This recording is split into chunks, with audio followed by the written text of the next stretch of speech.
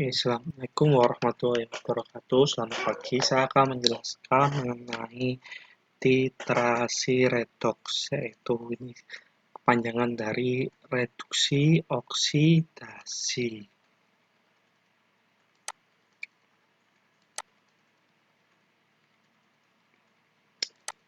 Materi yang saya akan jelaskan sebelum masuk mengenai titrasi redoks, maka saya akan mengingatkan kembali apa sih proses reduksi ya. Reduksi adalah penambahan hidrogen H2, pengurangan O2, penurunan muatan plus, penurunan piloks, penambahan elektron. Jadi, kalau kita tahu seperti ini adalah suatu contoh redoks, di mana ini adalah gugus aldehid, ya, ditambah dengan suatu hidrogen akan menjadi gugus alkohol. Itu adalah proses reduksi dalam kimia organik. Tapi selain kimia organik, kita bisa melihat pada kimia anorganik, ya. Kemudian ini 2HGO menjadi 2Hg plus O2, ya. Di sini Hg2 plus mendapatkan 2 elektron, maka di sini disebut sebagai proses reduksi sehingga membentuk Hg, ya. Kemudian contoh lain seperti hanya iod I2 plus 2 elektron maka menghasilkan 2 min. Ini adalah menerima 2 elektron. Itu adalah proses reduksi.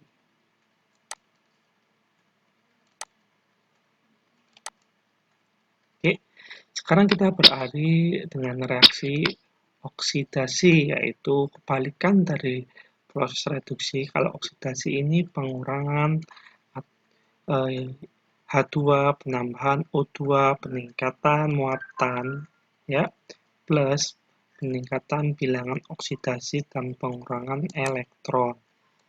Jadi kalau kita lihat bahwasanya ini adalah suatu bentuk alkohol ditambah suatu oksigen menjadi asam karboksilat. Dalam dunia kimia organik ini disebut sebagai reaksi oksidasi. Sedangkan reaksi oksidasi dalam kimia anorganik kita bisa melihat 2Hg plus O2 menghasilkan 2HGO, ya. Di sini kita bisa memecah Hg menjadi Hg2 plus ditambah suatu 2 elektron. Kemudian ini adalah C2O42- menjadi 2CO2 plus 2 elektron. Ini adalah reaksi oksidasi ataupun Zn plus 2H plus menghasilkan Zn2 plus hidrogen. Ini adalah suatu reaksi oksidasi, ya. Jadi biasanya kita tahu bahwasanya reaksi oksidasi itu pasti ada yang mengalami reaksi reduksi. Jadi karena ini saling berkomplementer. Jadi kalau ada suatu reaksi mengalami oksidasi, maka satunya akan mengalami reaksi reduksi. Ya. Kalau oksidator adalah zat pengoksidasi, ya, dia adalah direduksi, sedangkan reduktor adalah zat pereduksi, dia dioksidasi. Contoh vitamin C itu kan antioksidan, maka dia prosesnya mengalami oksidasi. Vitamin C sendiri itu disebut sebagai reduktor. Jadi zat-zat yang bersifat reduktor itu memiliki sifat antioksidan karena dia akan menyebabkan dirinya teroksidasi. Oke. Oksidator, reduktor, contohnya, ya.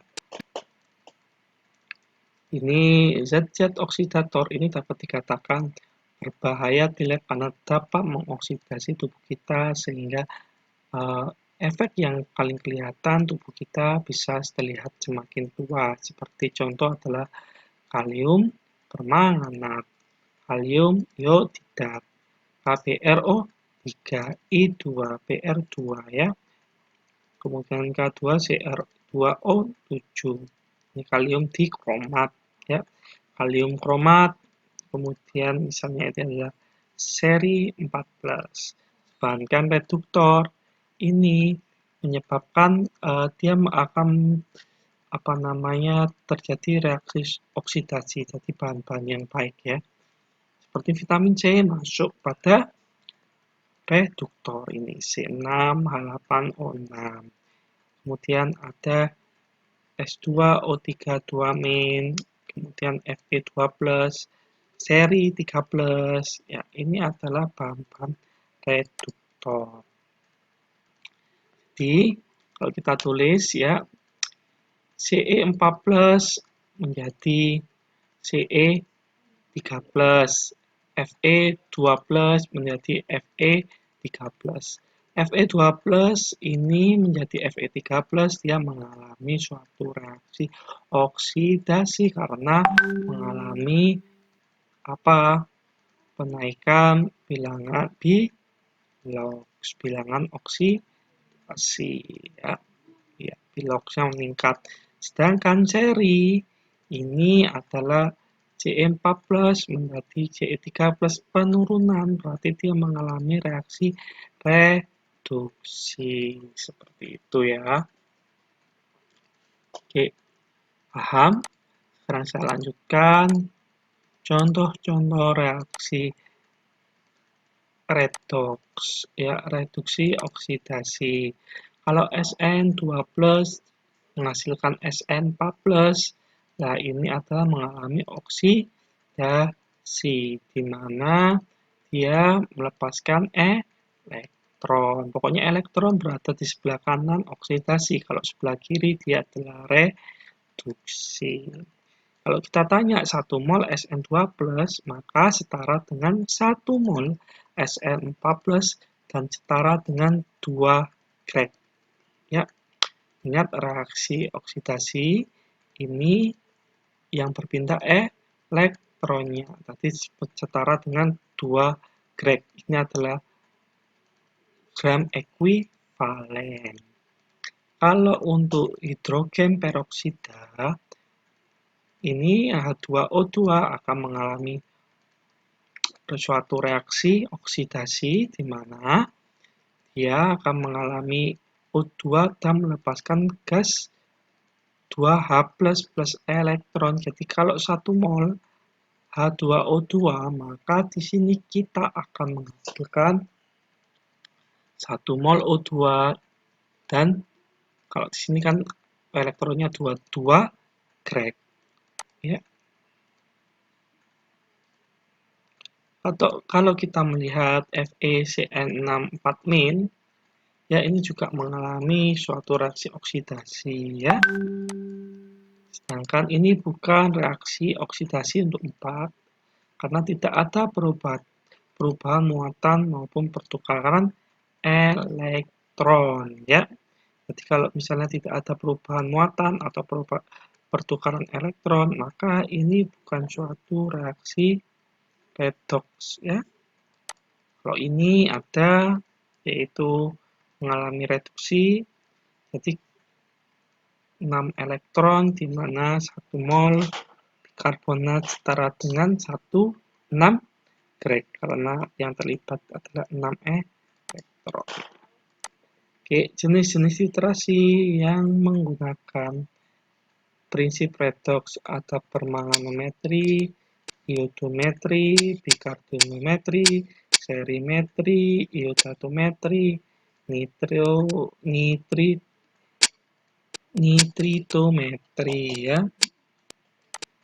Oke, kita akan bahas satu persatu. Ini adalah mengenai serimetri. Serimetri secara umum yaitu seri 4+ plus elektron ya, dia akan mengalami reaksi reduksi akan menghasilkan seri 3+, sedangkan Fe2+ akan menghasilkan Fe3+ mengalami oksidasi. Di sini 1 miligreg ya, Ce4+ ini kan 1 miligreg ya, itu setara dengan 1 milimol Ce4+ dan setara dengan 1 milimol Ce3+. 1 miligreg ini karena elektron yang terlibat adalah sama, maka bisa ditaruh di sini. 1 miligreg apa? Dari proses oksidasi Fe. Maka kalau di sini 1 miligreg, maka di sini adalah 1 milimol Fe2+. Ya.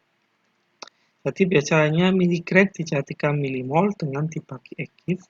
Kalau milimol dijadikan miligreg dikalikan dengan kalau milimol dijadikan miligram, mohon maaf, dikalikan dengan mR-nya. Contoh di farmakope, ya, tentukan ferrous fumarat, ya. Ferrous fumarat ini kita akan baca untuk penetapannya salah satunya dengan menggunakan titrasi serimetri, ya. Jadi ibaratnya penetapan kadar timbang sesama 500 mg zat, ya. Masukkan ke dalam labu elemen 500 ml, tambahkan 25 ml larutan asam klorida pekat, ya. Buat dalam 5, panaskan hingga mendidih. Tambahkan larutan ini, ya, timah 2 klorida 5,6 gram, ya, 50 ml larutan asam klorida pekat. Tetes demi tetes hingga warna kuning hilang. Kemudian tambahkan 2 tetes berlebih. Dinginkan larutan di dalam tangas es hingga suhu ruang. Tambahkan 100 ml air, 25 ml larutan asam sulfat, dan 4 ml kohe. Kemudian ditambahkan 2 tetes ortofenotrolin LP ini sebagai indikator, ya. Titrasi dengan serimetri. Lakukan penetapan blanko. Ini juga ibaratnya di sini adalah prosedur yang harus dilalui, ya. Kalau kita tidak sesuai dengan farmakope, maka kita bisa tapi dengan cara memberikan validasi metode. Kalau seperti ini kita ambil langsung, maka kita perlu melakukan verifikasi saja, ya. Tiap mili seri, ya, 4+ sulfat, seri sulfat ini 0,1 N setara dengan 16,99 mg dari ferrofumarat, ya. Jadi kalau 1 mili 1 kalikan 0,1, maka itu kan 0,1 miligreg. 0,1 miligreg untuk menjadikan milimol, maka dikalikan dengan mR-nya, dikalikan 169,90, sehingga kalau 0,1 pindah komanya menjadi 0,1 miligreg akan setara dengan 16,99 mg ferrofumarat. Contoh saya beri soal di sini, basis fumarat ditentukan dengan metode serimetri. Sampel bersih fumarat ditimbang 650 mg dan dilarutkan di elem air dan dititrasi dengan seri sulfat, ya. Titik akhir titrasi terlihat saat pentiter 7,5 mili, ya. Larutan seri sulfat sebagai pentiter ini, ya, memiliki konsentrasi 0,5. Berapa persen kandungannya? Tinggal lihat 7,5 dikalikan 0,5, berarti itu hasilnya adalah berapa miligreg. Berapa miligreg, maka akan kalian kalikan dengan mR besi fumarat. Kemudian akan ketemu berapa miligram, maka miligramnya itu berapa persen. Miligram yang didapat per 650 kalikan 100%. Contoh lagi adalah besi glukonat. Ini ada 2 bentuk, dalam bentuk hidrat, ya, mengandung 2H2O atau anhidrat. Besi glukonat ditentukan dengan metode serimetri. Ini saya langsung soal aja, ya. Sampel berusaha berisi glukonat ditambahkan 500 mg dan dilarutkan di elem air dan dititrasi dengan seri sulfat. Titik akhirnya misalnya adalah 10. Ya, sedangkan sebagai pentiter adalah konsentrasinya 0,1 1. Berapa kandungan berisi glukosa dalam sampel? Apakah memenuhi persyaratan farmakope? Kalau lihat farmakope tidak kurang dari 97, tidak lebih 102. Maka caranya yaitu 0,1 dikalikan dengan 10 karena jumlah titernya 10 adalah 1 miligrek. 1 miligrek ini kita lihat biasanya saya akan dalam bentuk anhidratnya karena dihitung dalam bentuk kering berarti anhidrat. 1 miligrek untuk menjadikan miligram dikalikan BM-nya atau MR-nya 44,1 ya 446,14 maka sama dengan 446,14 dibagi 500 kalikan 100%. Nah, nanti dihitung berapa kira-kiranya ya. Contoh lagi ferrosulfat. Ini adalah tablet penambah darah. Ini caranya di farmakope ya. Timbang sesama kurang lebih 1 gram lihat, kemudian campur dengan 25 ml asam sulfat 2N dan 25 ml air bebas karbon dioksida ya. Tambahkan dengan ortofenantrolin LP ya. Lithium 400 dibuat baru ya. Setelah itu dititrasi dengan seri sulfat 0,1 N. Lakukan penetapan blanko. Oke. Maka berapa kadarnya? Ya, kita tahu bahwasanya lihat di sini tiap mili dengan 0,1 M berarti kan 0,1 dikalikan 1 adalah 0,1 miligram. Kalau yang hidratnya ya otomatis dikalikan ini 151,90 maka komanya akan pindah ya setara dengan 15,19 miligram ya. Nah, ini coba kalian kerjakan berapa sama seperti tadi ya. Sekarang kita beralih pada permanganometri. Permanganometri ini reaksi umumnya dia disebut sebagai oksidator karena dia mengalami reduksi. Ada 3 biasanya MnO4 18 plus 5E menghasilkan sekian. Ya, masing-masing ini bisa kita gunakan terserah yang mana ya.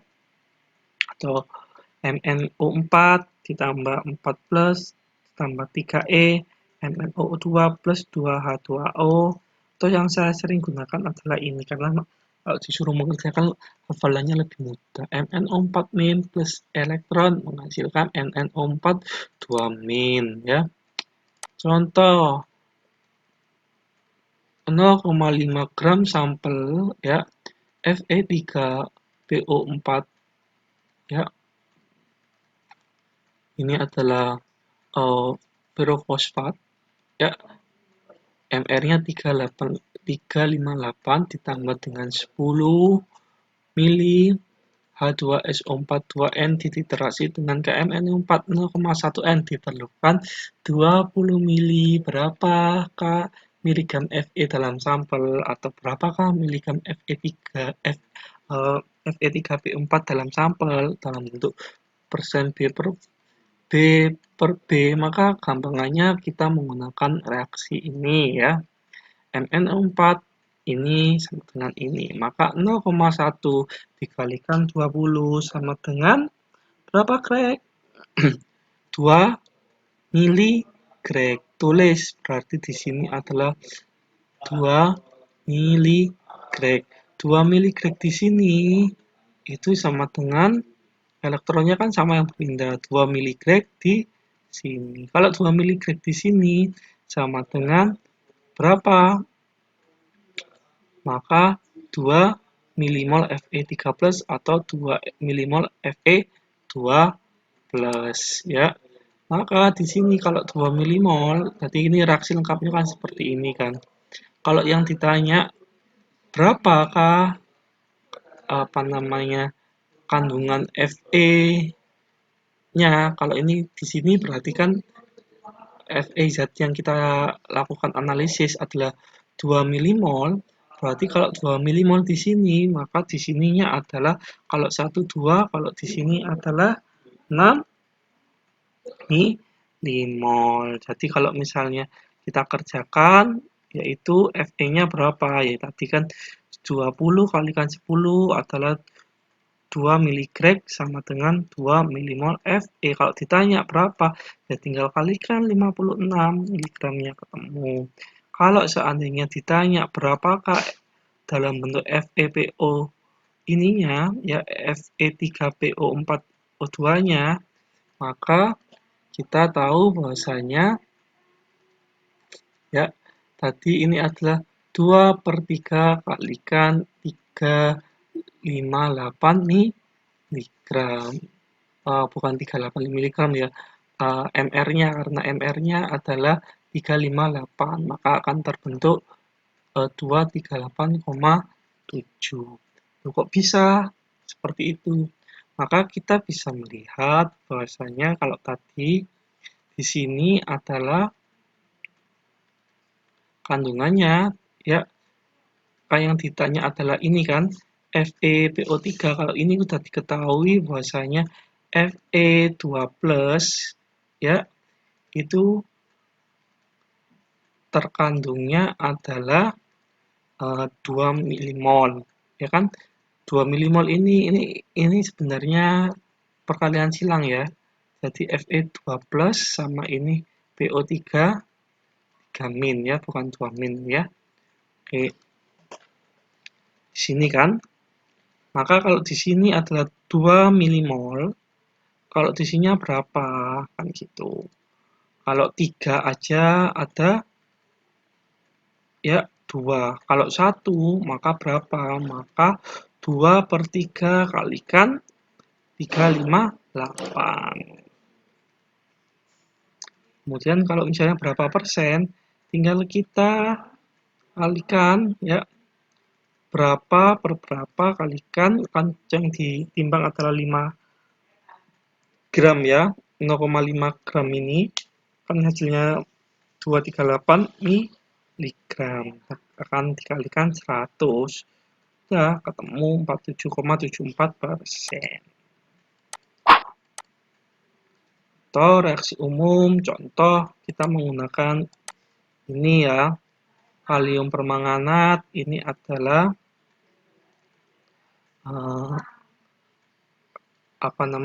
dengan kromat ya, C2O4 2-min ya. Di sini ini mengalami reaksi reduksi, ini mengalami oksidasi. Jadi misalnya ditanya ya, kalau seandainya 2 mol KMNO4 ya, 2 mol KMNO4 ini kan 2 mol di sini. 2 mol ini satu aja 2, maka di sini adalah 10 greg. 10 greg itu sama dengan di sini. Kalau 10 greg di sini, maka dia bisa setara dengan berapa? 5 mol. Jadi kayak gitu ya. Kalau kita tuliskan reaksinya, berarti kalau 2 mol KMNO4 akan bereaksi dengan 5 mol Na2C2O4 misalnya. Kalau 2 di sini, karena ini disetarakan, akan bereaksi dengan 5 mol. Kalau 1 mol akan bereaksi dengan 2,5 mol. Jadi 1 greg KMNO4 setara dengan 0,5 mol Na2CO4. Sebenarnya kalau misalnya 1 greg ini kan 1 ya, pindah ke sini satunya setara berapa? Kalau 1 berarti setengah, karena kalau 2 di sini kan 1 berarti di sini setengahnya. Contoh di Fi54 ya, pada halaman 480 dituliskan 0,47 mg KMNO4 setara dengan 1 mg natrium kromat ya. Buktikan pernyataan tersebut, maka kita bisa melihat 1 mg natrium kromat kan molnya sekian ya, 1 dibagi mol maka 1/67 miligreg ya. Karena apa? Ini kan tadi 1/34 milimol itu kan dibagi 2 ya, dikalikan 2 menjadi 1,67 miligrek. 167 miligrek ini ya, kalau misalnya kita tulis ya di sini kan berapa? 1,34 milimol. Kalau ke sini berarti dikalikan 2 karena koefisiennya ada 2. Maka 1/67 miligrek. 1/67 miligrek itu pindah ke sini karena elektronnya sama. 1/167 itu adalah 5 ya. Bagaimana kalau seandainya KMNO4 ini berarti kan diapakan? Dibagi 5 sama dengan 1/335. Nah, kalau berapa miligram kalikan mR-nya. Seperti itu aja. Oke, contoh ini hidrogen peroksida dapat di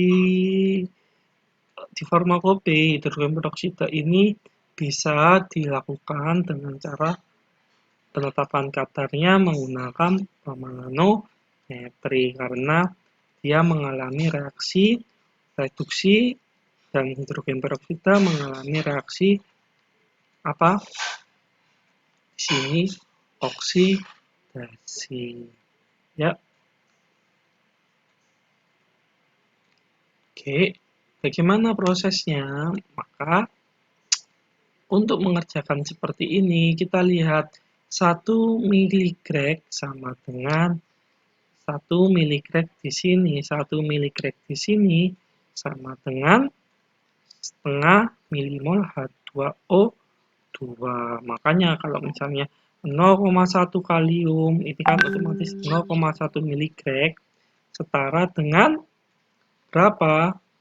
Ya, kita lihat ini kan 34,01. Maka oke, paham ya?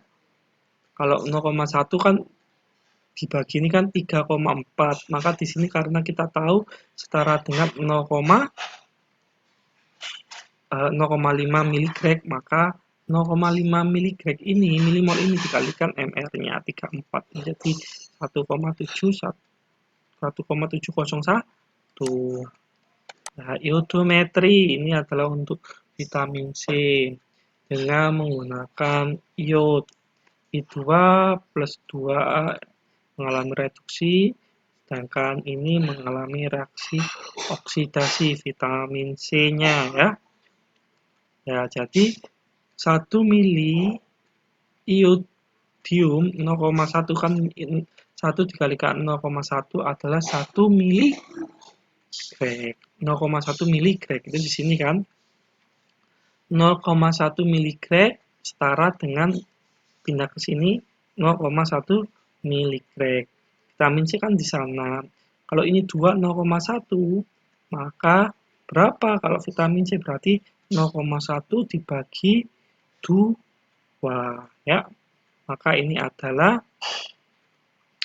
0,05 milimol. 0,05 milimol dikalikan ini ya 178,13 maka hasilnya adalah 8,806 mg vitamin C. Ya, coba dikerjakan ya. Berapa? 20 biji ditimbang. Segini kan 2,50 gram digerus ya. Kemudian homogen ya. Kemudian diambil 0,6 gram. Kemudian dilakukan proses titrasi. Maka kalian bisa coba mengerjakan ini seperti apa ya. Sama prinsipnya. Nah, kalau tadi kan iodometri. Kalau ini adalah iodometri per iodato. Dia prinsipnya menggunakan kalium apa? Iodat. Ini ya. Ini reaksinya menggunakan nanti indikatornya amilum. Kalau kita tahu bahwasanya oke, ini menurut farmakope Rusia, timbang sesama 500 mg sampel, kemudian ditambah 25 aquatex ditambah 0,5 mili larutan Ki1 ya. Ditambah 2 mili amilum 0,5% ditambah larutan HCl 2% dititrasi dengan KiO 3 0,1 akan terbentuk warna biru stabil. KiO 3 0,1 N setara dengan 8,806 gram askorbat. Ya, ini menggunakan penetapan kadar vitamin C ya dengan cara menurut farmakope Rusia.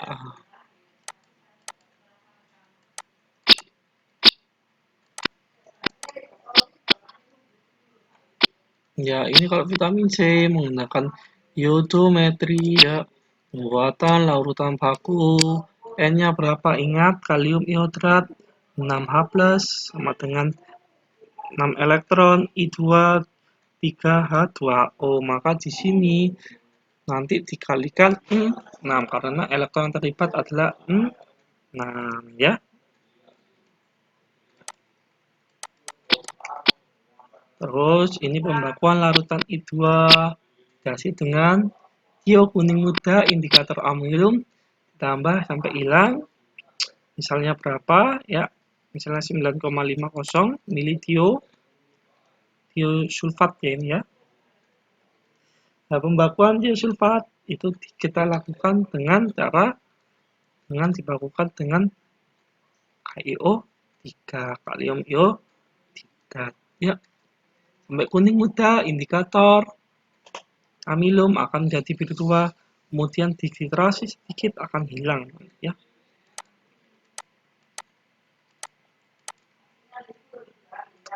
Oke, jadi ini prinsipnya ya. Pembakuan I2 titeranya berarti menggunakan iodo ya.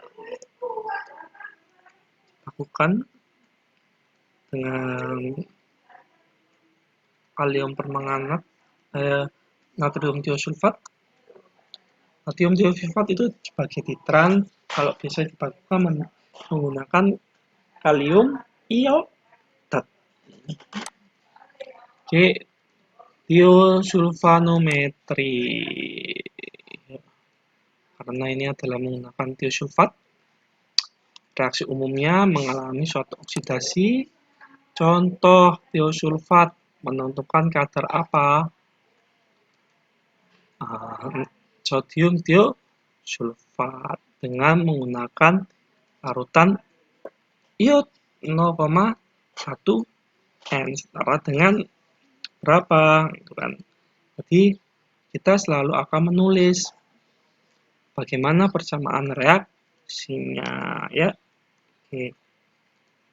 Ini 0,1 sekian nanti dikalikan dengan bentuk anhidratnya. Oke, karena reaksinya sama ya. Kalau besi fumarat juga bisa menggunakan natrium tiosulfat ya. Ini bisa dijadikan judul skripsi, dicoba ya. Menetapkan kadar tiosulfat menggunakan potensiometri itu bisa. Benzoyl peroksida ini suatu antiseptik juga bisa digunakan dengan tiosulfat. Oke. Contoh ini untuk Cu biasanya CuSO4 kita juga menggunakan titrasi tiosulfat ya. Bagaimana mekanismenya? Maka tinggal nanti berapa ini kan pentitrannya tio kan 0,1 sebanyak ini ya, dikalikan selesai. Kalau kalikan MR-nya ya. Bikarbinometri. Untuk bikarbinometri ya, contoh penetapan kadar PB ya. Seperti ini. Oke. Saya rasa cukup. Sekian, semoga dapat memahami materi kali ini. Saya ucapkan terima kasih. Semoga pertemuan ini dapat berguna bagi saya maupun diri Anda. Assalamualaikum warahmatullahi wabarakatuh.